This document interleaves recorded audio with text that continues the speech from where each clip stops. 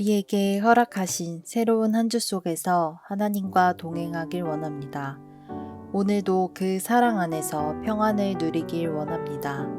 다 함께 사도신경으로 우리의 신앙을 고백하겠습니다. 전능하사 천지를 만드신 하나님 아버지를 내가 믿사오며 그 외아들 우리 주 예수 그리스도를 믿사오니 이는 성령으로 잉태하사 동정녀 마리아에게 나시고 본디오 빌라도에게 고난을 받으사 십자가에 못 박혀 죽으시고 장사한 지 사흘 만에 죽은 자 가운데서 다시 살아나시며 하늘에 오르사 전능하신 하나님 우편에 앉아 계시다가 저리로서 산자와 죽은 자를 심판하러 오시리라. 성령을 믿사오며 거룩한 공예와 성도가 서로 교통하는 것과 죄를 사하여 주시는 것과 몸이 다시 사는 것과 영원히 사는 것을 믿사옵나이다. 아멘.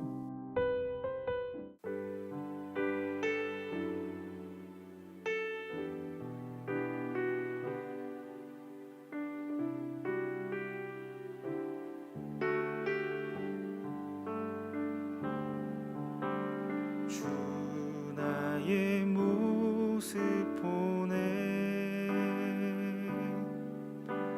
상한 나의 맘 보시네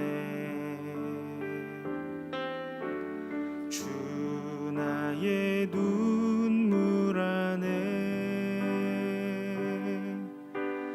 홀로 울던 맘 하시네 주 사랑 내게 있네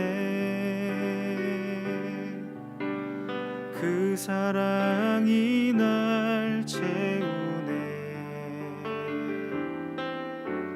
주 은혜 내게 있네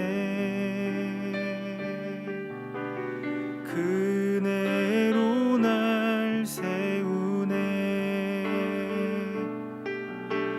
세상 소망 다 사라져가도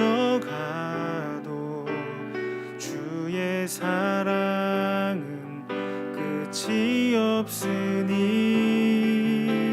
살아가는 이 모든 순간이 주 은혜임을 나는 믿네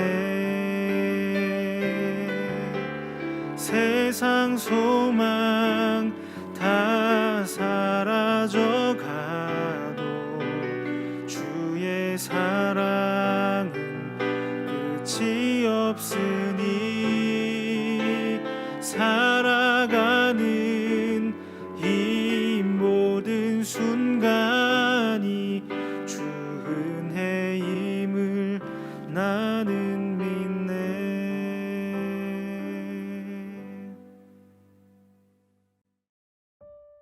오늘 우리가 함께 나눌 말씀은 예레미야 42장 7절부터 10절까지 말씀입니다.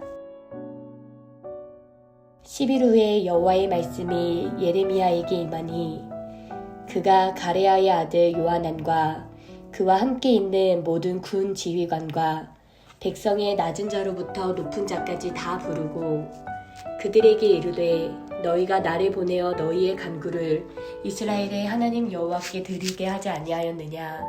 그가 이렇게 이르니라. 너희가 이 땅에 눌러앉아 산다면 내가 너희를 세우고 헐지 아니하며 너희를 심고 뽑지 아니하리니 이는 내가 너희에게 내린 재난에 대하여 뜻을 돌이킴이라. 아멘. 반갑습니다. 오늘 예레미야 42장 7절부터 10절을 중심으로 믿음이라는 주제의 말씀을 함께 나누겠습니다. 요하난이 이스마엘에게서 백성들을 구출한 후에 갑자기 바벨론에 대한 두려운 마음이 생겼습니다. 그래서 애굽으로 가겠다고 마음으로 결정하죠. 근데 백성들의 눈치가 보였습니다. 물론 백성들도 바벨론보다는 애굽을 선택할 만한 사람들이었을 겁니다. 그러니까 바벨론이 쳐들어왔을 때 어떻게 해서든지 숨어 있다가 다시 하나둘씩 모여든 자들이 바로 그 백성들이기 때문이죠. 그럼에도 불구하고 어떻게 그냥 그렇게 우리가 결정을 할 수 있냐? 하나님의 사람 예레미야에게 한번 물어보자 이렇게 됐습니다. 특별히 그들이 예레미야에게 갔을 때 멋있는 말을 하죠. 당신이 전하는 하나님의 말씀이라는 게 우리에게 좋든지 좋지 않든지를 막론하고 순종하겠습니다. 이렇게 말합니다.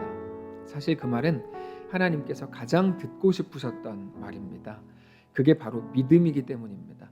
믿음은 내 눈에 보이는 대로 계산해서 결정하는 게 아닙니다. 실제로 신약 성경에서도 믿음에 대해서 보이는 것의 반대 개념으로 우리에게 말씀을 하십니다. 눈에 보이지 않지만 말 그대로 하나님을 믿음으로 한 걸음 나아가는 것이 그게 바로 믿음입니다. 결국에 그들이 예레미야에게 했던 고백, 우리에게 좋든지 좋지 않든지를 막론하고 순종하겠습니다. 그 말이 너무나 하나님의 백성다운 말이었던 겁니다. 그래서 예레미야가 어쩌면 기분이 너무너무 좋았을 겁니다. 어쩌면 처음으로 기분 좋았을 겁니다. 자기가 더 적극적으로 하나님께 묻고 하나님의 말씀을 전해야겠다 이렇게 생각을 했을 겁니다. 그렇게 있을 때 하나님의 말씀이 예레미야에게 임했습니다. 그리고 예레미야는 오늘 본문에서 이스라엘 백성들에게 그 하나님의 말씀을 전하는 겁니다.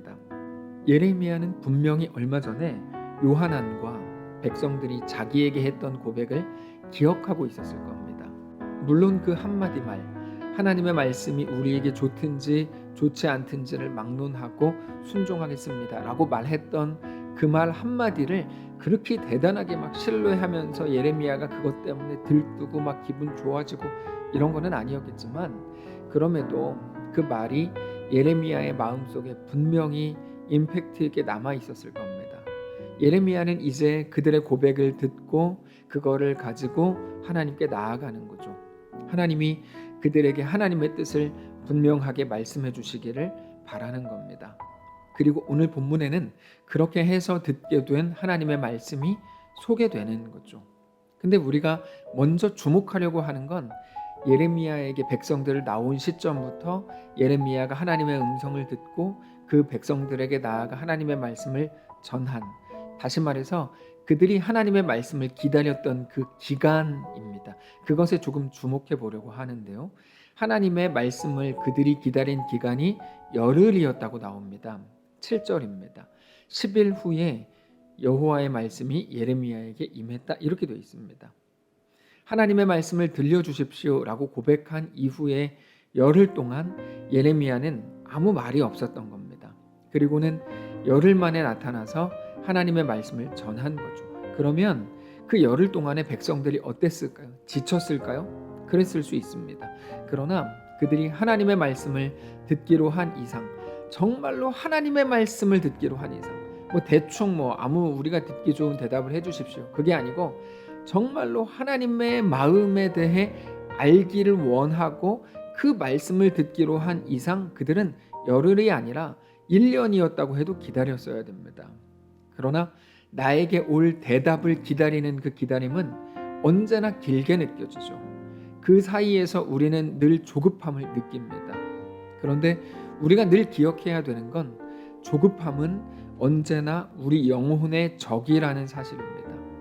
우리는 결국 매일같이 조급함과 싸우는 중입니다. 이거 언제 끝나지? 언제쯤이면 나에게 답이 올까? 언제쯤이면 괜찮아질까? 결과는 언제 나오지? 이번에 그게 안 되면 안 되는데 이런 식의 그 모든 우리 속에서 올라오는 조급함을 우리가 제어하지 못하고 거기에 우리 마음을 내어줄 때 우리는 반드시 실패하게 된다는 겁니다. 물론 오늘 본문에 그들이 조급했다는 표현도 없고 그런 내용도 없습니다. 그러나 우리가 충분히 상상할 수 있는 게 하나 있는데 7절에 나오는 이 10일 후에라는 표현을 보면서 이스라엘 백성들이 엄청나게 그 기간을 견디기 힘들었을 거라는 상상을 해볼 수 있는 거고, 그건 곧 그들의 현실로 나타납니다. 오늘 본문이 예레미야 42장인데요. 그 다음 43장을 보면 그 10일 동안에 그들의 마음이 점점 불순종으로 굳어졌든지 또는 처음에 예레미야 앞에서 고백한 것과는 이제 마음이 달라져 있는 것을 볼 수 있습니다. 10일 만에 하나님의 말씀을 전하는 예레미야를 향해서 입에 담지 못할 욕을 막 합니다. 그리고는 그들의 결론을 여호와의 목소리를 순종하지 않는 것이라고 결정짓습니다. 자, 그러면 그때 예레미야가 백성들을 모아놓고 했던 하나님의 말씀은 뭘까요? 하나님께서 예레미야에게 주신 말씀은 뭐죠? 예레미야가 사람들을 불러서 먼저 하나님의 말씀을 들으라고 하죠. 8절입니다. 그가 가레야의 아들 요하난과 그와 함께 있는 모든 군 지휘관과 백성의 낮은 자로부터 높은 자까지 다 부르고 그들에게 이르되 너희가 나를 보내어 너희의 간구를 이스라엘의 하나님 여호와께 드리게 하지 아니하였느냐? 그가 이렇게 이르니라. 하나님의 말씀은 그동안 예레미야가 남유다를 향해서 전하셨던 말씀과 크게 다르지 않았습니다. 10절입니다. 너희가 이 땅에 눌러 앉아 산다면 내가 너희를 세우고 헐지 않고 너희를 심고 뽑지 아니하리니 이는 내가 너희에게 내린 재난에 대하여 뜻을 돌이킴이라. 바로 이 부분이에요. 애굽으로 가지 말고 여기 눌러 앉아 있으라는 거죠. 이게 하나님께서 예레미야를 통해 이스라엘이 멸망하기 전에, 정확히는 남유다가 멸망하기 전에 꾸준히 주셨던 말씀과 다르지 않은 말씀입니다. 왜 그런가 하면 그동안의 하나님의 말씀은 바벨론으로 끌려가라는 거였는데 바벨론으로 끌려가라고 말씀하신 이유가 뭡니까? 그들이 바벨론에 가면 죽는 줄로 여겼기 때문입니다. 근데 하나님은 안 그렇다는 거거든요. 바벨론이 너희를 죽여서 니네가 죽는 게 아니고 내가 너희와 함께해서 바벨론은 너희를 죽일 수 없다. 이걸 얘기하시죠. 너 거기 가도 안 죽는다. 내가 너와 함께하면 너가 어디 가도 안 죽는다. 이거를 말씀을 하시는 겁니다. 그러니까 오늘 본문에 나오는 요하난과 그 백성들은 지금 애굽으로 가지 않으면 우리가 여기 앉아 있고 조금이라도 더 오래 기다리게 되면 바벨론이 쳐들어와서 바벨론에게 또다시 잡혀 죽을 것처럼 여기던 자들이었기 때문에 너가 그렇게 두려워하는 것은 힘이 없다. 너가 어디 있든지 하나님이 너와 함께 계시다면 너는 안 죽는다. 그 어떤 것도 너를 해할 수 없다. 이거를 말씀을 하시는 겁니다. 그런 의미에서 이제까지의 말씀과 다르지 않았다는 겁니다.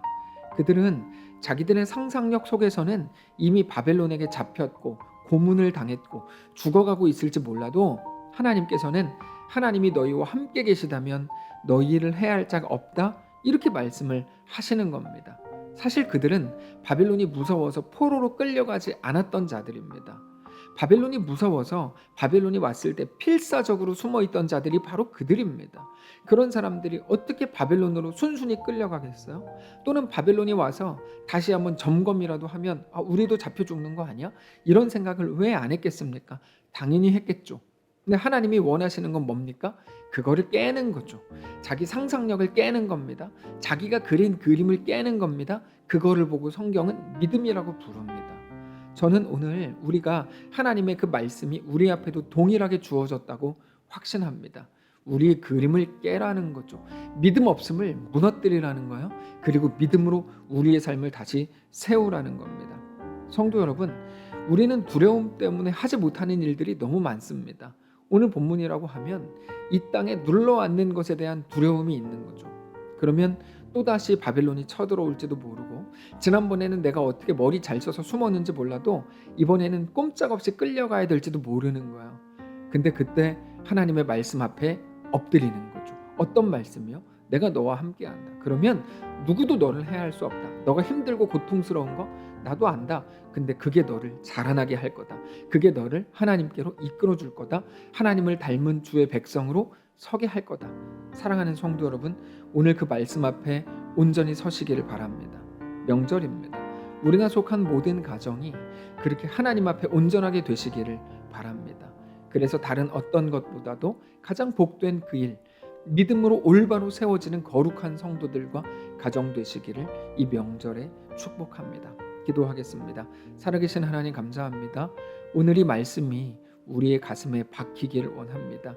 믿음을 가지고 나아가길 원합니다. 눈에 보이는 것으로 모든 것들을 재고 판단하던 우리를 불쌍히 여겨주시고 새롭게 되어 하나님 앞에 온전하게 세워지는 모든 믿음의 명문가 다 되도록 축복하시옵소서.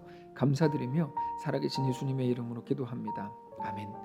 사랑하는 성도 여러분, 하나님께서 오늘 하루를 우리에게 또 허락하셨습니다. 믿음으로 승리하시길 바라고 어떤 상황에서도 보이는 것으로 하지 마시고 하나님에 대한 분명한 믿음으로 주님과 동행하는 멋진 가정들 되시기를 바랍니다.